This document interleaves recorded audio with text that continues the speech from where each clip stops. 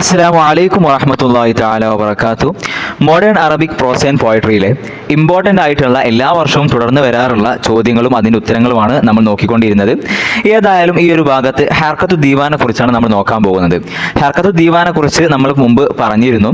ഹർക്കത്തു ദീവാൻ എന്ന് പറയുന്നത് അദബുൽ മഹ്ജറിന്റെ ഭാഗത്തും അതേപോലെ തന്നെ ക്ലാസിസം, റിയലിസം ആ ഒരു ഭാഗത്തൊക്കെ ഹർക്കത്തു ദീവാനെ കുറിച്ച് ചെറിയ രീതിയിൽ നമ്മൾ പരാമർശിച്ചിരുന്നു. അപ്പോൾ ഇതിലൊക്കെ വളരെയധികം ഇമ്പോർട്ടൻ്റ് ആയിട്ടുള്ള ആ ഭാഗത്തോട്ടൊക്കെ ബന്ധപ്പെട്ട് വരുന്ന ഒരു പ്രസ്ഥാനമാണ് ഹർക്കത്തു ദീവാൻ എന്ന് പറയുന്നത്. ഈ ഒരു ഹർക്കത്തു ദീവാന്റെ ചർച്ചയിലേക്ക് നമുക്ക് കടക്കാം. ആദ്യ പോയിന്റിൽ പറയുന്നത് ഈ ഒരു ഹർക്കത്തു ദീവാന് ആ ദീവാൻ എന്നുള്ള പേര് ലഭിച്ചത് ഏകദേശം ഇതിന്റെ പിയനീർസ് ആയിട്ട് അഥവാ ഇതിന്റെ തുടക്കക്കാരായിട്ട് എണ്ണപ്പെടുന്ന അബ്ബാസ് മഹ്മൂദ് അൽ അക്കാദും അതേപോലെ തന്നെ ഇബ്രാഹിം അബ്ദുൽ ഖാദിറുൽ മാസിനിയും ചേർന്നിട്ട് അവർ രണ്ടുപേരും ചേർന്നിട്ട് ഈ ഒരു സാഹിത്യ വിമർശനത്തിൽ എന്താണ് ഒരു ഗ്രന്ഥം രചിക്കുന്നുണ്ട്. ആ ഒരു ഗ്രന്ഥത്തിന്റെ പേര് ദീവാൻ ഫിൽ അദബി വൻ നഖദി എന്നുള്ള ഒരു ഗ്രന്ഥം അവർ രചിക്കുന്നുണ്ട്. ആ ഒരു ഗ്രന്ഥത്തിന്റെ പേരിലേക്ക് ചേർത്തുകൊണ്ടാണ് ഈ ഒരു ദീവാൻ എന്നുള്ള ഒരു പേര് ഈ ഒരു പ്രസ്ഥാനത്തിന് ലഭിക്കുന്നത്. പ്രധാനമായിട്ടും ഈ ഒരു പ്രസ്ഥാനം അവർ ഉണ്ടാക്കിയിട്ടുള്ളത് ഇത്തരത്തിലുള്ള അറബിക് സാഹിത്യത്തെ കൂടുതൽ വിപുലീകരിക്കാൻ വേണ്ടിയിട്ടാണ്. പിന്നീട് ഈ ഒരു പ്രസ്ഥാനത്തിന്റെ തുടക്ക കാലഘട്ടത്തിൽ അതിൻ്റെ ഈ ഒരു പ്രസ്ഥാനത്തിന്റെ നിർമ്മാണത്തിൽ അബ്ദുർ റഹ്മാൻ ശുക്രി കൂടെ പങ്കുചേരുന്നുണ്ട്. അപ്പോൾ ഇവർ മൂന്ന് പേരും കൂടി ചേർന്നിട്ടാണ് ഈ ഒരു പ്രസ്ഥാനം നിർമ്മിക്കുന്നത്. ആദ്യമായിട്ട് മഹ്മൂദ് അൽ അക്കാദും പിന്നീട് ഖാദിർ മാസിനിയും വന്നു. അതിനുശേഷമാണ് അബ്ദുർ റഹ്മാൻ ശുക്രി വരുന്നത്. അങ്ങനെ ഈ ഒരു മൂന്ന് പേരാണ് ഇതിന്റെ പ്രധാനപ്പെട്ട നേതാക്കളായിട്ട് നമുക്ക് അറിയപ്പെടുന്നത്. അതേപോലെ തന്നെ അടുത്ത പോയിന്റിൽ പറയുന്നത് ഈ ദീവാൻ നമ്മൾ തുടക്കത്തിൽ പറഞ്ഞല്ലോ, ഇവർ രണ്ടുപേരും ചേർന്നാണ് ദീവാൻ എന്നുള്ളൊരു ഗ്രന്ഥം പുറത്തിറക്കി എന്ന് പറഞ്ഞല്ലോ. ആ ദീവാൻ എന്ന് പറയുന്ന ഗ്രന്ഥം, ആ ഗ്രന്ഥത്തിൽ ഒരുപാട് സാഹിത്യ വിമർശനങ്ങളുടെ ലേഖനങ്ങളാണ് ആ ഒരു ഗ്രന്ഥത്തിൽ പ്രധാനമായിട്ടുമുള്ളത്. പ്രധാനമായിട്ടും ഈ ഒരു ലേഖനങ്ങൾ കൊണ്ട് അല്ലെങ്കിൽ ഈ ഒരു ദീവാൻ കൊണ്ട്, ആ ഗ്രന്ഥം കൊണ്ട് അവർ ഉദ്ദേശിക്കുന്നത് അറബി ഭാഷയ്ക്ക്, അറബി കവിതയ്ക്ക്, അറബി സാഹിത്യത്തിന് പുതിയ ജീവൻ നൽകുക, പുതിയ ആത്മാവിനെ നൽകുക എന്നുള്ള ഒരു ഉദ്ദേശത്തിലാണ് ഇത്തരത്തിലുള്ള ഒരു വിമർശനാത്മകമായിട്ടുള്ള ഗ്രന്ഥം അവർ പുറത്തിറക്കുന്നത്. പ്രധാനമായിട്ടും ഈ ഒരു ഹർക്കത്ത് ദീവാന്റെ ഈ ഒരു പ്രസ്ഥാനത്തിന്റെ ഉദ്ദേശം എന്ന് പറയുന്നത് നമുക്കറിയാം, ഈ ഒരു പ്രസ്ഥാനം ഉണ്ടായി വരുന്നത് അദബുൽ മഹ്ജറിന്റെ കൂടെ ഭാഗമായിട്ടാണ്. അറബുൽ മഹ്ജർ എന്ന് പറഞ്ഞു കഴിഞ്ഞാൽ അറേബ്യയിൽ നിന്ന് യൂറോപ്പിലേക്ക് പലായനം ചെയ്തിട്ടുള്ള, യൂറോപ്പിന്റെ തെക്ക് ഭാഗത്തേക്കും അതേപോലെ തന്നെ വടക്ക് ഭാഗത്തേക്കൊക്കെ ആയിട്ട് പലായനം ചെയ്തിട്ടുള്ള ആളുകൾ അവർ യൂറോപ്പിൽ വെച്ചുകൊണ്ട് അറബിയിൽ എഴുതുന്ന കവിതകളെ ആ ഒരു സംഭവത്തെയാണ്, അഥവാ അറബി സാഹിത്യത്തെ കൂടുതൽ വിപുലീകരിക്കാൻ വേണ്ടിയിട്ട് അവർ ചെയ്യുന്ന അവരുടെ പ്രയത്നങ്ങളെയാണ് അദബുൽ മഹ്ജർ എന്ന് നമ്മൾ പറയാറുള്ളത്. അപ്പോൾ ഈ അദബുൽ മഹ്ജറിൽ എന്താണ്, അവർ ഇംഗ്ലീഷിനെയും അവരെന്താണ് യൂറോപ്പിലാണല്ലോ, അപ്പോൾ ഇംഗ്ലീഷിലുള്ള സാഹിത്യവും അവർ ചെയ്യുന്നുണ്ടാവും, അറബി സാഹിത്യവും ചെയ്യുന്നുണ്ടാവും. അപ്പോൾ ഈ ഒരു അറബിക് സാഹിത്യത്തിന്റെയും അതേപോലെ തന്നെ ഇംഗ്ലീഷിന്റെയും രണ്ടിന്റെയും ഒരു സംസ്കാരത്തെ ഒരുമിപ്പിക്കാൻ, അതിനെ കൂട്ടിച്ചേർക്കാൻ വേണ്ടിയായിരുന്നു ഇതിന്റെ പ്രധാന ലക്ഷ്യങ്ങളിൽ ഒന്നായിരുന്നു. ഈ ഒരു കൂട്ടിച്ചേർക്കലായിരുന്നു ഇതിന്റെ പ്രധാന ലക്ഷ്യങ്ങളിൽ ഒന്നായിരുന്നത്. പിന്നീട് അടുത്ത പോയിന്റിൽ പറയുന്നത് ഇവരുടെ അഭിപ്രായം അനുസരിച്ച് ഒരു ശരീരമുള്ള, ഒരു ജീവനുള്ള വസ്തു പോലെയാണ് യഥാർത്ഥത്തിൽ കവിത എന്നുള്ളത്. അതിന്റെ ഓരോ അവയവങ്ങൾക്കും അതിൻ്റെതായ ധർമ്മങ്ങളുണ്ട് എന്നാണ് അവർ വിശ്വസിക്കുന്നത്. പിന്നീട് നമ്മൾ നേരത്തെ പറഞ്ഞിട്ടുള്ള ആ ഒരു സാഹിത്യ ഗ്രന്ഥം, ആ ഒരു വിമർശനാത്മകമായിട്ടുള്ള ദീവാൻ എന്ന് പറയുന്ന ആ ഒരു ഗ്രന്ഥം, ആ ഗ്രന്ഥത്തിന് രണ്ട് ഭാഗങ്ങളുണ്ട്. അതിൽ ഒന്നാമത്തെ ഭാഗത്തിൽ ഷൗക്കയുടെ, നമുക്കറിയാം ഷൗക്കി എന്ന് പറയുന്ന വളരെ ഫേമസ് ആയിട്ടുള്ള, അഹമ്മദ് ഷൗക്കി എന്ന് പറയുന്ന വളരെ ഫേമസ് ആയിട്ടുള്ള ഒരു പോയറ്റാണ്. അദ്ദേഹത്തിന്റെ ആ ഒരു പോയട്രിയിലുള്ള അദ്ദേഹത്തിന്റെ ആ ഒരു നേതൃത്വത്തെ ചോദ്യം ചെയ്യുന്ന, അല്ലെങ്കിൽ ആ ഒരു നേതൃത്വത്തെ വിമർശിക്കുന്ന രീതിയിലായിരുന്നു മഹ്മൂദ് അൽ അക്കാദ് ആദ്യത്തെ വാള്യത്തിൽ എഴുതിയിട്ടുണ്ടായിരുന്നത്. അതേപോലെ തന്നെ ഹാഫിദ് ഇബ്രാഹിമിന്റെ അദ്ദേഹത്തിന്റെ പൊളിറ്റിക്കലായിട്ടുള്ള, സാമൂഹ്യമായിട്ടുള്ള കാര്യങ്ങളിൽ അദ്ദേഹത്തിന്റെ കവിതകളുണ്ട്. ആ ഒരു കവിതകളൊക്കെ വിമർശിച്ചുകൊണ്ട് അതിനൊക്കെ തകർത്തുകൊണ്ടായിരുന്നു മഹ്മൂദ് അൽ അക്കാദ് ഒന്നാം ജുസ് എഴുതിയിരുന്നത്. ആ ഒരു ഒന്നാം ജുസിൽ മഹ്മൂദ് അൽ അക്കാദ് പറയുന്നുമുണ്ട്, അദ്ദേഹം പറയുന്നത് എന്താണ്, അദീം, ഓ മഹാകവികളെ നിങ്ങൾ അറിയുക, ഇന്ന ഷായറ, തീർച്ചയായും ഒരു കവി എന്ന് പറയുന്നത്, യഥാർത്ഥ കവി എന്ന് പറയുന്നത് മൻ യശ്അറു ബിജൗഹരിൽ അഷ്യാ, കാര്യങ്ങളുടെ യാഥാർത്ഥ്യം, അതിന്റെ സത്തയെ മനസ്സിലാക്കണം, വസ്തുക്കളുടെ സത്തയെ മനസ്സിലാക്കുന്നവൻ, അതിന്റെ യാഥാർത്ഥ്യത്തെ മനസ്സിലാക്കുന്നവനാണ്. ലാമയ്യഅദുഹ, അല്ലാതെ ഈ കാര്യങ്ങളെ, ഈ വസ്തുക്കളെ എണ്ണി തിട്ടപ്പെടുത്തുന്ന ആളല്ല. അതേപോലെ തന്നെ അഷ്കാലഹ അൽവാനഹ, അതിന്റെ നിറത്തെയും അതിന്റെ രൂപങ്ങളെയൊക്കെ വർണ്ണിച്ചുകൊണ്ട് അതിനെ ക്ലിപ്തപ്പെടുത്തുന്ന ആളല്ല യഥാർത്ഥത്തിൽ കവി എന്ന് പറയുന്നത്. മറിച്ച് വസ്തുക്കളുടെയും കാര്യങ്ങളുടെയൊക്കെ യാഥാർത്ഥ്യത്തെ മനസ്സിലാക്കുന്നവനാണ് കവി എന്ന് പറയുന്നത് എന്ന് അദ്ദേഹം പറഞ്ഞു വെക്കുന്നുണ്ട്. അതേപോലെ തന്നെ അതിന്റെ രണ്ടാം ഭാഗത്തിൽ അദ്ദേഹം മാസിനി, അഥവാ അതിന്റെ രണ്ടാം ഭാഗത്തിൽ നമ്മുടെ രണ്ടാമത്തെ എഴുത്തുകാരനായിട്ടുള്ള അബ്ദുൽ ഖാദിർ മാസിനി മുസ്തഫ മൻഫലൂത്തിയെ വളരെ വ്യക്തമായ രീതിയിൽ വിമർശിക്കുന്നുണ്ട്, അദ്ദേഹത്തെ എതിരിടുന്നുമുണ്ട്. പിന്നീട് അടുത്ത പോയിന്റിൽ പറയുന്നത്, പിന്നീട് ഈ ഒരു ഹർക്കത്ത് ദീവാൻ ഉണ്ടായി വരികയും തുടർന്ന് ഈ ഒരു ഹർക്കത്ത് ദീവാനോട് കൂടെ മിഹാൽ നായിമ ചേരുന്നുമുണ്ട്. ഈ മിഹാൽ നായിമ ഈ ഒരു ഹർക്കത്ത് ദീവാനോട് യോജിക്കുന്നുണ്ട്. മിഹാൽ നായിമ ആരാണ് നമ്മൾ നേരത്തെ പറഞ്ഞിട്ടുണ്ട്. അദ്ദേഹം ഈ ഒരു അദബുൽ മഹ്ജറിലും പ്രധാനമായിട്ട് അതിനുശേഷം വന്നിട്ടുണ്ടായിരുന്ന റിയലിസത്തിന്റെ ഭാഗത്തൊക്കെ നമ്മൾ അദ്ദേഹത്തെ കുറിച്ച് പരാമർശിച്ചിട്ടുണ്ട്. അപ്പോൾ ഈ ഒരു അദബുൽ മഹ്ജറിന്റെ പുതിയൊരു ജീവൻ കൊടുക്കുന്നതിൽ പിയനിയർ ആയിട്ട് അതിൻ്റെ ഒരു നേതാവായിട്ട് നമ്മൾ എണ്ണിയിട്ടുണ്ടായിരുന്ന മിഹാൽ നായിമ. ആ ഒരു മിഹാൽ നായിമ ഈ ഒരു പ്രസ്ഥാനത്തോട് ഹർക്കത്ത് ദീവാനോട് യോജിക്കുന്നതായിട്ടും നമുക്ക് കാണുന്നുണ്ട്.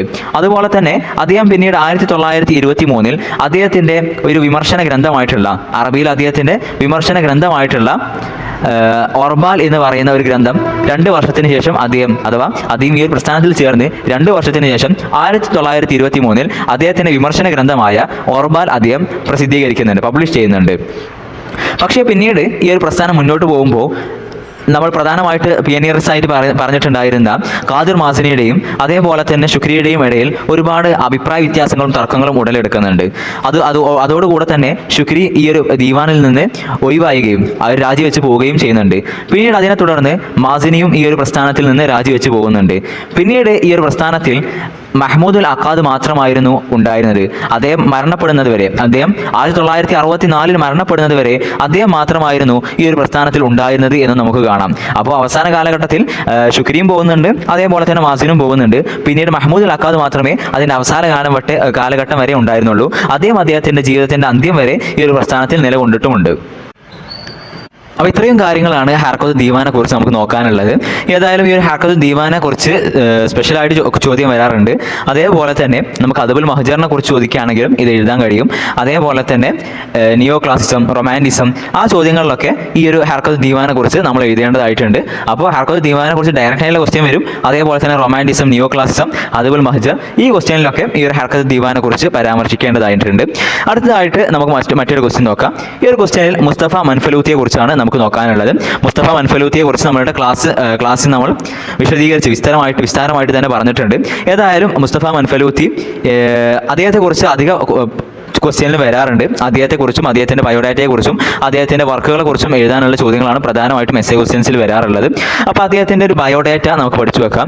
അദ്ദേഹത്തിൻ്റെ ഒരുപാട് ടെക്സ്റ്റുകൾ നമ്മുടെ ഒരു പുസ്തകത്തിൽ, നമ്മുടെ ഒരു ടെക്സ്റ്റിൽ കൊടുത്തിട്ടുണ്ട്. അതിൻ്റെയൊക്കെ ചെറിയൊരു ആശയം മനസ്സിലാക്കി വെച്ച് കഴിഞ്ഞാൽ എസ്സേ എഴുതാൻ കുറച്ചുകൂടെ സുഖമായിരിക്കും.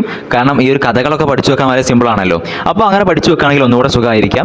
ഏതായാലും അദ്ദേഹത്തിൻ്റെ ഈ ഒരു ബയോഡാറ്റ നമുക്ക് കുറച്ച് അറിഞ്ഞു വെക്കേണ്ടതുണ്ട്. അദ്ദേഹത്തിൻ്റെ ഒരു തർജ്ജമയാണ് ഇവിടെ കൊടുത്തിട്ടുള്ളത്. 1876 മുതൽ 1924 വരെയായിരുന്നു അദ്ദേഹം ജീവിച്ചിട്ടുണ്ടായിരുന്നത്. അദ്ദേഹത്തിൻ്റെ പേര് മുസ്തഫ ലുത്ഫി മൻഫലൂത്തി എന്നാണ്. അദ്ദേഹം മിസ്രിലെ അഥവാ ഈജിപ്തിലെ ഉസ്യൂത്ത് എന്ന് പറയുന്ന ഒരു പ്രവിശ്യയിൽ മൻഫലൂത്ത് എന്ന് പറയുന്ന ഒരു പട്ടണത്തിലാണ് അദ്ദേഹം ജനിക്കുന്നത്. രണ്ടാമത്തെ പോയിന്റിൽ പറയുന്നത് അദ്ദേഹം വളരെയധികം തഖ്വ കൊണ്ടും അഥവാ ഭക്തി കൊണ്ടും അതേപോലെ അറിവ് കൊണ്ടും വിജ്ഞാനം കൊണ്ടും പ്രസിദ്ധരായിട്ടുള്ള ഹുസൈനിയ വംശപരമ്പരയിലുള്ള ഒരു കുടുംബത്തിലാണ് അദ്ദേഹം ജനിക്കുന്നത്. അദ്ദേഹത്തിൻ്റെ പിതാവ് ഒരു മിസ്രിയും അതേപോലെ തന്നെ അദ്ദേഹത്തിൻ്റെ മാതാവ് ഒരു തുർക്കിയായിട്ടുള്ള സ്ത്രീ കൂടിയായിരുന്നു. അദ്ദേഹത്തിൻ്റെ കുടുംബം ഷറഫ് കൊണ്ടും അഥവാ മഹാത്മ്യം, ബഹുമാനം കൊണ്ടും അതേപോലെ തന്നെ ഹസബ്, വംശപരമ്പര കൊണ്ടും അതേപോലെ വദ്ദീൻ, മതം കൊണ്ടും വളരെയധികം പ്രശസ്തരായിട്ടുള്ള ഒരു കുടുംബമായിരുന്നു അവരുടെ കുടുംബം. അദ്ദേഹം തൻ്റെ അദ്ദേഹത്തിൻ്റെ പഠനങ്ങൾ ഏകദേശം 5-ാം വയസ്സിൽ തന്നെ അദ്ദേഹം ആരംഭിക്കുന്നുണ്ട്. ആ ഒരു വയസ്സിൽ തന്നെ അദ്ദേഹം ഖുർആൻ പൂർണ്ണമായിട്ടും കാണാതെ പഠിക്കുകയും ചെയ്തിട്ടുണ്ട്. പിന്നീട് അദ്ദേഹത്തിന് 11 വയസ്സായ സമയത്ത് അദ്ദേഹം അസ്ഹറിൽ പഠനം ആരംഭിക്കുന്നുണ്ട്. അദ്ദേഹം അവിടെ ഉണ്ടായിരുന്ന അസ്ഹറിലെ ഷെയ്ഖ് മുഹമ്മദ് അബ്ദുവിൻ്റെ ക്ലാസ്സുകളിൽ പങ്കെടുക്കൽ കൊണ്ട് വളരെയധികം പ്രശസ്തനുമായിരുന്നു.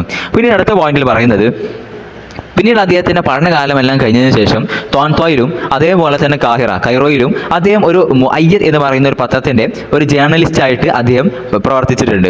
അതേപോലെ തന്നെ അദ്ദേഹം ഒരുപാട് ലേഖനങ്ങൾ എഴുതിയിട്ടുണ്ട്. നമുക്കറിയാം അദ്ദേഹം പ്രധാനമായിട്ടും അദ്ദേഹം ഒരുപാട് ലേഖനങ്ങളായിരുന്നു എഴുതിയിട്ടുണ്ടായിരുന്നത്. കവിതയിൽ എങ്ങനെയാണോ നമ്മൾ ബാറൂദിയെ കണക്കാക്കുന്നത് അതേപോലെ തന്നെയാണ് ഈ ഗദ്യം അഥവാ ലേഖനങ്ങളുടെ വിഷയത്തിൽ നമുക്ക് മുസ്തഫ മൻഫലൂത്തിയെ കണക്കാക്കാൻ കഴിയുന്നത്. അപ്പോൾ ഷിയറിലെ പ്രധാനപ്പെട്ട ഒരു വ്യക്തിത്വമാണ് ബാറൂദി. അതേപോലെ തന്നെ ഗദ്യരചനകളിൽ പ്രധാനപ്പെട്ട ഒരു വ്യക്തിത്വമാണ് മുസ്തഫ മൻഫലൂത്തി. പിന്നീട് അദ്ദേഹം ഹദീവി അബ്ബാസ് അസാനി അഥവാ ഹദീവി അബ്ബാസ് രണ്ടാമനെ ആക്രമിച്ചതിൻ്റെ പേരിൽ അദ്ദേഹം ഒരുപാട് കാലം ജയിലിൽ അടക്കപ്പെടുകയും ചെയ്യുന്നുണ്ട്. പിന്നീട് സാജു സലൂലിൻ്റെ വതനി അഥവാ ദേശീയ പ്രസ്ഥാനത്തിൻ്റെ നേതാവായിട്ടുള്ള സാജു സലൂൽ അദ്ദേഹത്തിനെ ഈ ഒരു മുസ്തഫ മൻഫലൂത്തിയെ വിസാറത്തുൽ മആരിഫ് വിദ്യാഭ്യാസ മന്ത്രാലയത്തിൽ അദ്ദേഹത്തെ ചുമതലപ്പെടുത്തുന്നുണ്ട്. പിന്നീട് 1923 കിതാബു മജ്ലിസ് ഷിയൂഖ് എന്ന് പറയുന്ന ഒരു സംഘടന, ആ ഒരു സംഘടനയുടെ പ്രസിഡന്റ് ആയിട്ട് അദ്ദേഹത്തെ തെരഞ്ഞെടുക്കുകയും ചെയ്തിട്ടുണ്ട്. അദ്ദേഹത്തിന് ഈ ഒരു അറബി സാഹിത്യത്തിലെ ചെറു കഥകളിലും അതേപോലെ തന്നെ ഈ ഒരു കഥ പറച്ചിലിൻ്റെ ആ ഒരു ഫന്ന്, ആ ഒരു സാഹിത്യത്തിലും ആ ഒരു ആർട്ടിലും കൾച്ചറിലും ഒക്കെ അദ്ദേഹത്തിന് മിസ്രിലെ ഈ ഒരു സാഹിത്യത്തിൽ അദ്ദേഹത്തിന് വളരെയധികം സ്വാധീനം, അതിൻ്റെ ആ ഒരു പുരോഗതിയിലും അതിൻ്റെ ആ ഒരു പ്രോഗ്രസ്സിൽ അദ്ദേഹത്തിന് വളരെയധികം സ്വാധീനം ചെലുത്താൻ കഴിഞ്ഞിട്ടുണ്ട്. അതേപോലെ തന്നെ അദ്ദേഹം ഒരുപാട് ഗ്രന്ഥങ്ങളും അതേപോലെ തന്നെ ഒരുപാട് ലേഖനങ്ങളും ഒരുപാട് കഥകളൊക്കെ അദ്ദേഹം രചിക്കുന്നുണ്ട്. പ്രധാനമായിട്ടും അദ്ദേഹത്തിൻ്റെ ലേഖനങ്ങളിലും കഥകളുടെയൊക്കെ വിഷയമായിട്ട് വരുന്നത് അൽ ഫഖർ അഥവാ ദാരിദ്ര്യത്തെക്കുറിച്ച്, മിസ്രിൽ ഉണ്ടായിരുന്ന അദ്ദേഹത്തെ അന്നത്തെ സാമൂഹിക സ്ഥിതിയെക്കുറിച്ചായിരുന്നു അദ്ദേഹം പ്രധാനമായിട്ടും എഴുതാറുണ്ടായിരുന്നത്. അതിൽ പ്രധാനമായിട്ടുള്ള ഒന്നാണ് ഫഖർ, ആ മിസ്രിൽ ഉണ്ടായിരുന്ന ദാരിദ്ര്യം, അതേപോലെ തന്നെ നീതി, ഒൽ ഇഹ്തിലാൽ ഇൻജിലീസി, ഈ ബ്രിട്ടീഷ് കോളനൈസേഷൻ ഉണ്ടല്ലോ, ബ്രിട്ടീഷ് അധിനിവേശം, അതിനെക്കുറിച്ചൊക്കെ അദ്ദേഹം പ്രധാനമായിട്ടും അദ്ദേഹത്തിൻ്റെ ലേഖനങ്ങളിലൊക്കെ വിഷയമായിട്ട് സ്വീകരിച്ച് ചെയ്തിട്ടുണ്ട്. ഏതായാലും 1924 അദ്ദേഹം മരിച്ചു പോകുന്നുണ്ട്. അദ്ദേഹത്തിന് ഇന്നും ഈ ഒരു അറബി സാഹിത്യത്തിൽ വലിയ സ്വാധീനമുള്ളതായിട്ട് നമുക്ക് കാണാൻ കഴിയും. അദ്ദേഹത്തിൻ്റെ ആ ഒരു സ്വാധീനം ഇന്നും നിലനിന്ന് പോരുന്നുണ്ട്. പിന്നീട് അദ്ദേഹത്തിൻ്റെ പ്രധാനമായിട്ടുള്ള 1-2 ഗ്രന്ഥങ്ങൾ ഇവിടെ കൊടുത്തിട്ടുണ്ട്. ഇതിൽ ഏറ്റവും പ്രധാനമായിട്ടുള്ള 2 ഗ്രന്ഥങ്ങളാണ് നദറാത്തും ഇബറാത്തും. അതെല്ലാവർക്കും അറിയുന്ന പ്രസിദ്ധമായിട്ടുള്ള ഏറ്റവും പോപ്പുലർ ആയിട്ടുള്ള 2 ഗ്രന്ഥങ്ങളാണ്. നദറാത്തിൽ നിന്നും ഇബറാത്തിൽ നിന്നുള്ള ടെക്സ്റ്റുകൾ നമ്മുടെ പുസ്തകത്തിൽ കൊടുത്തിട്ടുണ്ട്. അപ്പോൾ ആ 2 ടെക്സ്റ്റുകളും ഓർത്തു വെക്കണം. അപ്പോൾ നദറാത്തിനെ കുറിച്ചും ഇബറാത്തിനെ കുറിച്ചൊക്കെ നമുക്ക് എഴുതാൻ കഴിയും. അതേപോലെ തന്നെ റിസാലത്തുൽ അറബി എന്നുള്ള ഒരു ഗ്രന്ഥം കൂടെ ഓർമ്മിച്ച് വെക്കുക. ഈ ഒരു 3-4 ഗ്രന്ഥങ്ങളൊക്കെ ഓർമ്മിച്ച് വെച്ചാൽ മതിയാകും. അപ്പോൾ മുസ്തഫ മൻഫലൂത്തിയെ കുറിച്ച് അതേപോലെ തന്നെ അദ്ദേഹത്തിൻ്റെ ഗ്രന്ഥങ്ങളെ കുറിച്ച് ചെറിയൊരു ധാരണ നമുക്കുണ്ടായിരിക്കണം. ത്വാഹ ഹുസൈനോ അല്ലെങ്കിൽ മുസ്തഫ മൻഫലൂത്തിയോ നിർബന്ധമായിട്ടും പഠിച്ചു വെച്ചിരിക്കണം. കാരണം ഇതിൽ ഏതെങ്കിലുമൊക്കെ ഒരാൾ നിർബന്ധമായിട്ടും നമുക്ക് ചോദ്യം വരാറുണ്ട്. അതുകൊണ്ട് തന്നെ ആ ഒരു ഭാഗം നമ്മൾ ഇമ്പോർട്ടൻ്റ് ആയിട്ട് തന്നെ നോക്കേണ്ടതുണ്ട്. മുസ്തഫ മൻഫലൂത്തിയുടെ ഗ്രന്ഥങ്ങൾ, അദ്ദേഹത്തിൻ്റെ ഗ്രന്ഥങ്ങൾ 1-2 പഠിച്ചു വെക്കുക. അതേപോലെ തന്നെ അദ്ദേഹത്തിൻ്റെ ബയോഡേറ്റ പഠിച്ചു വെക്കുക. അദ്ദേഹത്തിൻ്റെ പ്രധാനമായിട്ടുള്ള കുറച്ച് വർക്കുകൾ ഈ നമ്മുടെ പുസ്തകത്തിൽ ടെക്സ്റ്റിൽ കൊടുത്തിട്ടുണ്ട്. അതിൻ്റെ ഒരു കഥ നമ്മൾ എന്ത് ചെയ്യുക, ജസ്റ്റ് നമ്മുടെ ക്ലാസ്സുകൾ എന്ത് ചെയ്യാം, ഒന്ന് സ്പീഡായി ഏതാണ്ട് കേട്ട് നോക്കിക്കഴിഞ്ഞാൽ അതിൻ്റെ ഒരു കഥ നമുക്ക് മനസ്സിലാകും. ആ ഒരു കഥ മനസ്സിലാക്കി വെക്കുക. അപ്പോൾ ഇത്രയും കാര്യങ്ങളൊക്കെയാണ് ഈ ഒരു ഭാഗം നമുക്ക് നോക്കാനുള്ളത്. അസ്സലാമു അലൈക്കും വറഹ്മത്തുള്ളാഹി തആല വബറകാതുഹു.